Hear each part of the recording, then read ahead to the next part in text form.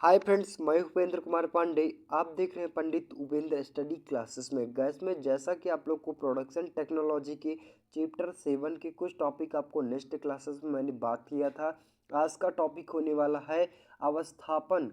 अवस्थापन के सिद्धांत कौन कौन से होते हैं और ड्रिल जिग क्या होता है, इन दोनों टॉपिक के बारे में पूर्ण रूप से जानकारी देने वाले हैं। तो यहाँ पे वीडियो काफ़ी हेल्पफुल होने वाली है। वीडियो लास्ट तक देखना है, तभी आप लोग को समझ में आएगा। चलिए मैं बात करें आपके टॉपिक के बारे में, तो इसे हम किस नाम से जानते हैं? प्रिंसिपल ऑफ लोकेशन, मतलब अवस्थापन के सिद्धांत क्या होते हैं। जो आपको कहने का मतलब है, जो उसका लोकेशन होता है, उसका किसी पार्ट का लोकेशन होता है, उसे किस प्रकार से डिनोट किया जाता है और उसे किस प्रकार से फिक्स करते हैं, स्थिर करते हैं, इनके टॉपिक के बारे में, मतलब इस टॉपिक के बारे में आप लोग को इस यहाँ पे पढ़ने को मिलेगा। तो चलिए मैं बात किया जाए, जैसा कि आप लोग को यहाँ पे स्क्रीन के माध्यम से देख रहे हैं, टॉपिक हमारा क्या कहता है प्रिंसिपल ऑफ लोकेशन का, कि जिग्स तथा पिक्चरों के डिजाइन में कारखंडों को सही अवस्थापन प्राप्त करने के लिए इस सिद्धांत का प्रयोग किया गया।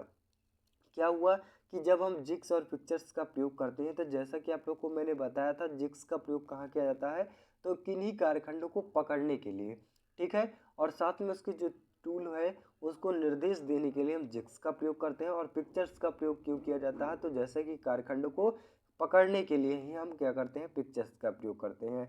तो इन दोनों प्रोसेस को बनाने के लिए, मतलब कहने का मतलब है ड्रिल और पिक्चर्स को कि डिजाइन कारखंडों को सही रूप से अवस्थापन करने के लिए इसका प्रयोग किया गया। आगे बात किया जाए, कारखंड को स्थित 3 परस्पर लंब अक्षों पर व्यक्त की जाती है। मतलब जो इसकी कारखंड की स्थिति होती है वो कितने बेस पर डिपेंड करती है, 3 अक्ष पर। वो कौन कौन से होती है, तो ओ एक्स होता है, ओ वाई होता है और एक ओ जेड होता है। मीन्स कहने का मतलब आपका एक पार्ट ये इस प्रकार से, एक पार्ट इस प्रकार से, एक पार्ट इस प्रकार से कहीं आपका, ठीक है। आगे बात किया जाए, कार्यखंड को इन तीनों अक्षों पर सरल रेखीय गति करती है। मतलब जो इसके 3 अक्ष होते हैं उससे किस प्रकार से गति रोटेट करती है, तो सरल रेखीय गति करती है। आगे बात किया जाए, इस प्रकार कार्यखंडों में किसी खाली स्थान में 6 गतियां कर सकती है। मतलब जो इसकी जो ऑपरेशन होता है, मतलब 3 3 की गतियां होती हैं, 3 प्रकार की। तो किसी एक कारखंड में कितनी गतियां होती हैं आपकी, तो 6 गतियां होती हैं, ठीक है।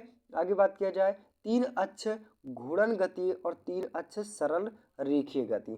मतलब आपके 3 पार्ट हो जाते हैं, 3 पार्टों में 3 रेखियां गति करती हैं, और 3 में से किसी एक कारखंड में कितनी गतियां होती हैं, तो 6 होती हैं, ठीक है। मतलब टोटल कितनी हुई, छतरिक 18 गतियां, ठीक है। आगे बात किया जाए, तो उसी में 6 में से कौन कौन से होती हैं, तो एक घूर्णन होती, 3 घूर्णन होती हैं और 3 क्या होती हैं, सरल रेखीय गति होती हैं।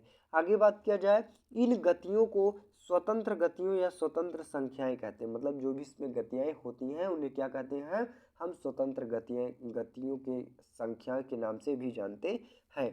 आगे बात किया जाए, इन 6 स्वतंत्रताओं को रोक लगाने की व्यवस्था करना आवश्यक होता है। इस व्यवस्था के लिए कई प्रकार की अवस्थापन युक्तियां प्रयोग की जाती है।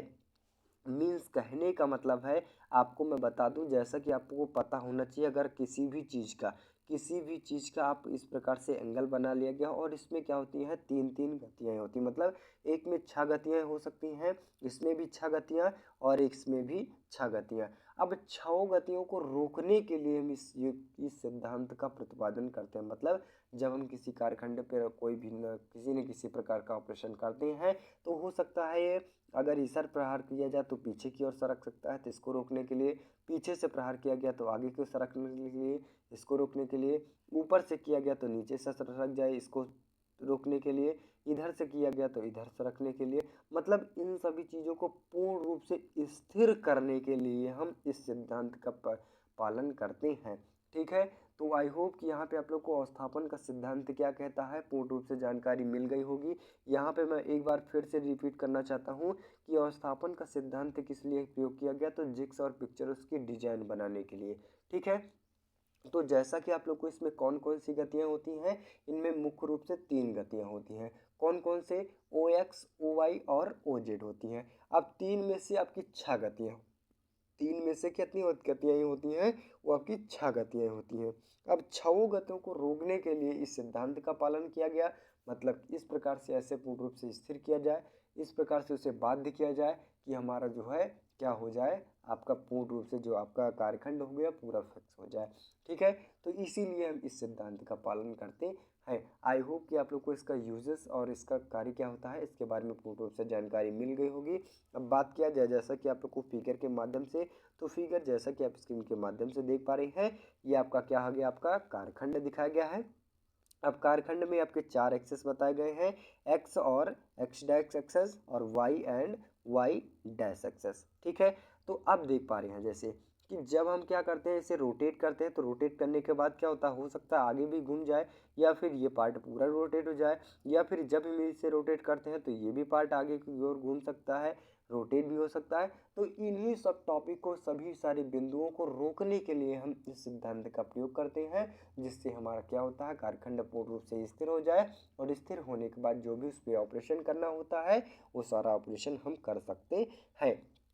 नेक्स्ट बात किया जाए आपकी अवस्थापन युक्तियाँ कौन कौन सी होती हैं, मतलब लोकेटिंग डिवाइस कौन कौन से होते हैं, इनके बारे में ये 3 प्रकार की होती हैं। कौन कौन सी होती हैं, तो बी ब्लॉक तथा क्षण। अब आपका बी ब्लॉक आपका कुछ इस प्रकार से हो जाता है। ठीक है, बात किया जाए आपका कुछ इस प्रकार से लोकेट करता है, वहीं पे लीवर तथा प्लग में, और चपटी सतहें आपकी इस प्रकार से आ जाती है। ठीक है, बीच बीच में क्या होता है, आपका होल होता है, जिस प्रकार से हमें ऑपरेशन करना होता है उसी के अकॉर्डिंग हम क्या कर लेते हैं, कर लिया जाता है।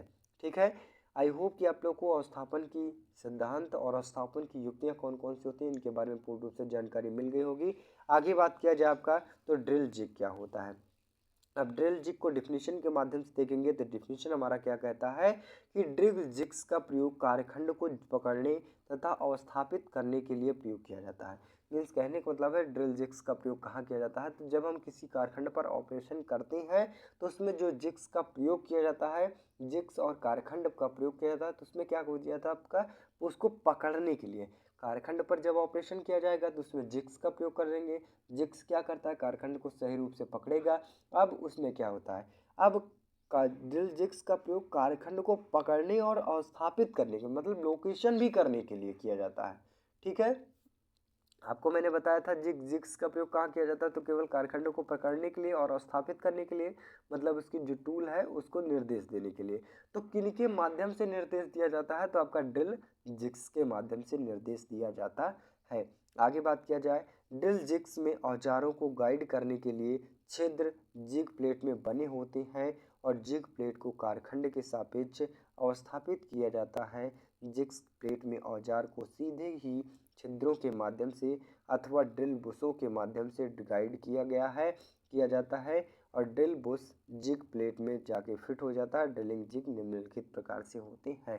मीन्स कहने का मतलब है कि जब हम किसी कार्यखंड पर ऑपरेशन करना होता है तो उसमें से पहले से किसी न किसी प्रकार का जिग्स का प्रयोग कर लेते हैं, और जिग्स में क्या होता है आपका, जिग्स में विभिन्न प्रकार के खांचे बने होते हैं, तो उसी के अकॉर्डिंग हम जो भी ऑपरेशन करना होता है वो सारा ऑपरेशन कर लेते हैं। अब बात किया जाए आपका, तो जो उसका टूल हो गया उसे कौन लोकेट करता है, तो ड्रिल जिग्स के माध्यम से उसे लोकेट किया जाता है। यहाँ पे आपको फिगर दिखाने की कोशिश करूँगा, जैसा कि आप स्क्रीन के माध्यम से देख पा रहे हैं, ये आपका वर्क पीस आ जाता है, मतलब कारखंड आ जाता है। अब कारखंड देखने के बाद आपको ये टेम्पलेट, ये मतलब ये प्लेटें हैं, ठीक है, जिनके माध्यम से हम क्या कर रहे हैं, निर्देश भी दे रहे हैं और जिनके माध्यम से हम ऑपरेशन भी कर रहे हैं। अब यहाँ पे देख पा रहे हैं, इसको क्या कर दिया जाता है, पूर्ण रूप से ड्रिल जिग्स के माध्यम से पूर्ण रूप से क्या कर दिया जाता है, टाइट कर लिया जाता है। और टाइट करने के बाद ऊपर भी देख पा रहे हैं, जब हम टूल का प्रयोग कर रहे हैं तो क्या किया जा रहा है, आपका ड्रिल के माध्यम से किया जा रहा है ना, उस जो भी ऑपरेशन किया जा रहा है। ठीक है, मतलब इसको निर्देश भी दिया जाता है जिग्स और ड्रिल जिग के माध्यम से। वहीं पे बात किया जाए आपका पिक्चर्स में, तो पिक्चर्स में ऐसा कोई भी ऑप्शन नहीं होता है। आपका कार्यखंड फिक्स कर लिया जाएगा और फिक्स करने के बाद हम कहीं ना कहीं अगर टूल का प्रयोग कर रहे हैं, प्रहार कर रहे हैं या फिर यूज़ कर रहे हैं, तो कहीं ना कहीं भी जाकर वो चोट लगा सकता है, मतलब मार सकता है और उस कांडखंड को तोड़ भी सकता है। जबकि हमारा जिग्स में क्या करता है, टूल को भी निर्देश देता है कि आपको यहीं पे यहीं सी जगह पर काम करना है, मतलब ऑपरेशन करना है। आई होप गाइस यहाँ पे आप लोग को ड्रिल जिग्स के बारे में पूर्ण रूप से जानकारी मिल गई होगी। आगे बात किया जाए तो आगे हमारा टॉपिक क्या कहता है, यहाँ पे जैसा कि आप स्क्रीन के माध्यम से देख पा रहे हैं, ड्रिल जिग्स निम्नलिखित प्रकार के होते हैं। मतलब जो ड्रिल जिग होता है वो कितने प्रकार के होते हैं, निम्नलिखित प्रकार से। कौन कौन से, तो आपका टेम्पलेट जिग्स के माध्यम से आ जाता है, आपकी प्लेटें होती हैं, ठीक है, प्लेटों के माध्यम से बनाई जाती हैं। नेक्स्ट प्लेट जिग होता है, चैनल जिग होता है, और व्यास जिग होता है, और लीव जिग होता है, रिंग जिग, और एक बॉक्स जिग। यहाँ पे आप लोग को इस टॉपिक के बारे में पूर्ण रूप से पढ़ेंगे, ठीक है, और इनके बारे में पूर्ण रूप से विस्तार भी किया जाएगा आगे नेक्स्ट क्लास में। तो आई होप गैस यहाँ पे आप लोग को जितने भी टॉपिक बताए गए पूर्ण रूप से जानकारी मिल गई होगी। तो बस गैस आज के लिए इतना ही। वीडियो अच्छी लगी हो, चैनल पर नए हो, चैनल को सब्सक्राइब कीजिए, ज़्यादा से ज़्यादा शेयर करने की कोशिश कीजिए। मिलते हैं नेक्स्ट वीडियो में, तब तक के लिए जय हिंद।